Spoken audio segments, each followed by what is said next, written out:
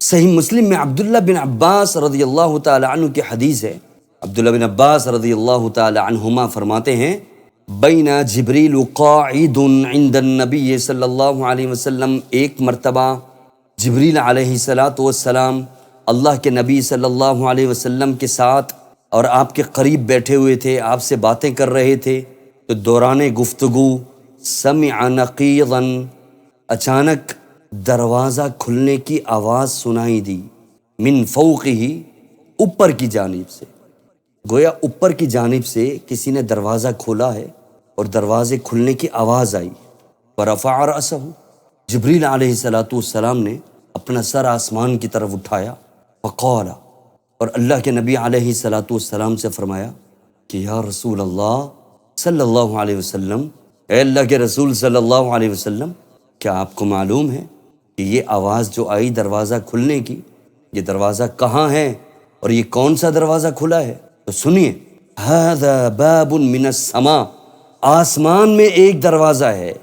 فتح اليوم، جو صرف آج کھولا گیا ہے، لم یفتح قط الا اليوم، آج کے علاوہ اس سے پہلے کبھی وہ دروازہ کھلا ہی نہیں، آج پہلی مرتبہ وہ دروازہ کھلا ہے، اور اس دروازے کے کھلنے کی آپ نے آواز سنی ہے۔ فنزل منہ ملک، جیسے ہی دروازہ کھلا تو اس دروازے سے ایک فرشتہ نکل کے زمین کی طرف اترا۔ ھذا ملک نزل الی الارض، یہ وہ واحد فرشتہ ہے جو آج سے پہلے کبھی اس دروازے سے نہیں نکلا، اور زمین کی طرف یہ فرشتہ جو گیا ہے، آج سے پہلے کبھی بھی زمین کی طرف یہ فرشتہ نازل نہیں ہوا۔ دروازہ بھی پہلی دفعہ کھلا، وہ فرشتہ بھی پہلی مرتبہ دروازے سے نمودار ہوا، اور وہ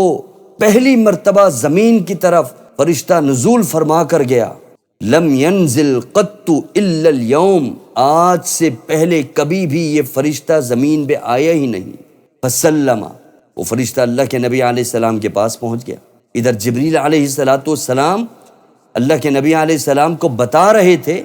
اطلاع دے رہے تھے، اتنے میں وہ فرشتہ اس مجلس میں پہنچ گیا۔ فسلم، اور آ کر اس فرشتے نے اللہ کے نبی علیہ السلام کو سلام کیا۔ سلام کرنے کے بعد فرمایا کہ اے محمد صلی اللہ علیہ وسلم، پہلی مرتبہ دروازہ کھلا، پہلی مرتبہ میں زمین پر آیا، اور پہلی مرتبہ یہ پیغام لے کر آیا ہوں، ابشر بنورین، دو نور لے کر آیا ہوں، وہ نور لے لیجئے، خوشخبری حاصل کر لیجئے۔ اللہ نے مجھے کہا ہے کہ یہ محمد الرسول اللہ صلی اللہ علیہ وسلم کو ان دو نوروں کی خوشخبری دے دو، وہ خوشخبری لے کر آیا ہوں یا رسول اللہ۔ ابشر بنورین اوتیتہما، دو نور لے لیجئے جو آپ کو اللہ دے رہا ہے میرے ذریعے، لم یؤتہما نبی قبلک، آج سے پہلے کسی نبی کو یہ نور نہیں دیا گیا۔ اور وہ نور کیا ہے؟ فاتحۃ الکتاب، قرآن کریم میں موجود سورۃ الفاتحہ ایک نور، وخواتم سورۃ البقرہ، سورہ بقرہ کی آخری آیات یہ دوسرا نور۔ یہ دو نور اللہ نے دی، ایک نور سورۃ الفاتحہ اور دوسرا نور سورۃ البقرہ کی اختتامی آیات، سورۃ البقرہ کی آخری آیات، انہیں باقاعدہ نور قرار دیا گیا، بنورین، سورۃ الفاتحہ کو اور سورۃ البقرہ کو۔ اور فرمایا آگے جو اس کے فضائل ہیں وہ سنیے، ایک ہی جملے میں اس فرشتے نے نبی علیہ السلام کے سامنے سورۃ الفاتحہ اور سورۃ البقرہ کی آخری آیات کی فضیلت بیان فرمایا اے اللہ کے نبی علیہ السلام، لن تقرأ بحرف منہما الا اعطیتہ،